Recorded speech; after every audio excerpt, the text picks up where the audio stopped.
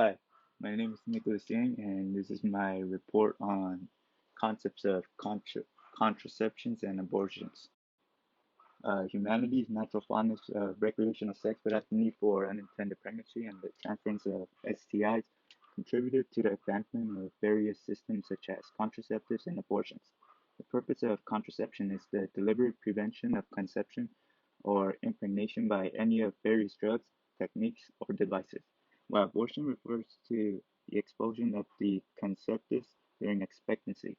The relationship between contraception and abortion in a country relies on the stabilization of fertility rates, which the rising contraceptive use results in reduced abortion incidence in settings where fertility itself is constant, while the growing need for fertility regulation in situations where fertility was falling rapidly contributed to the parallel rise in abortion and contraception alike. Therefore, the prevalence of risk-taking sexual behavior correlates to the advancement and the dependability of modern contraceptives and abortions against unintentional pregnancies, and in some cases STIs.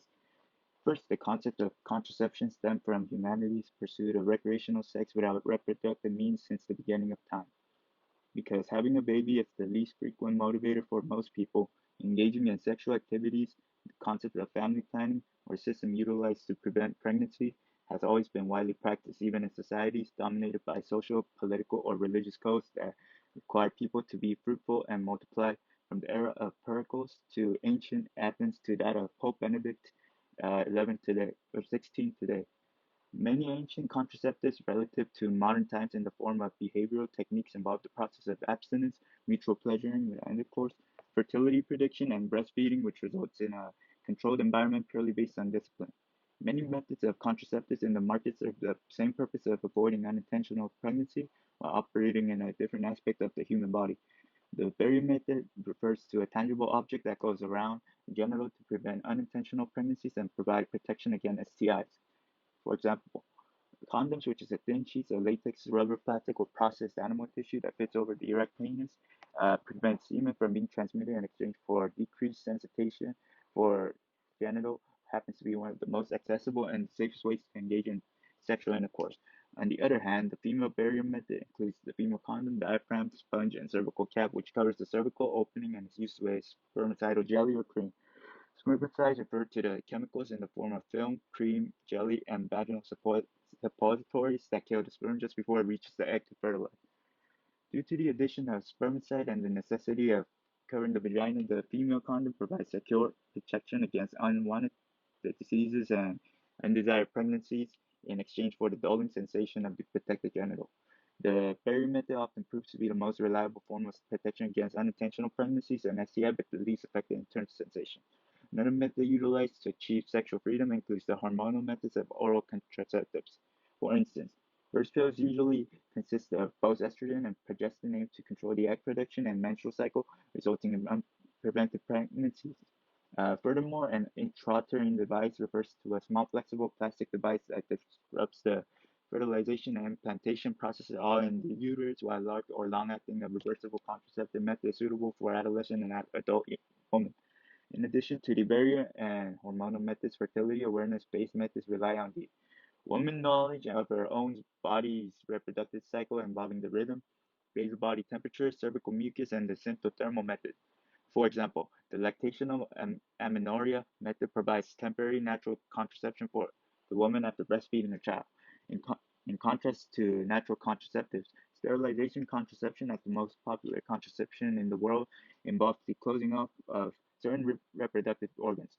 For women, the procedure called tubal ligation consists of closing off the fallopian tubes, while for men, a vasectomy involves tying off of deferens, which is a sperm carrying tube. Lastly, the emergency contraception methods is a procedure of preventing a woman's fertilized egg from implanting into the uterus. While all of these contraceptions share the common goal of preventing unintentional pregnancies in pursuit of recreational sex, most of these methods deem as a failure against unwanted diseases and other STIs.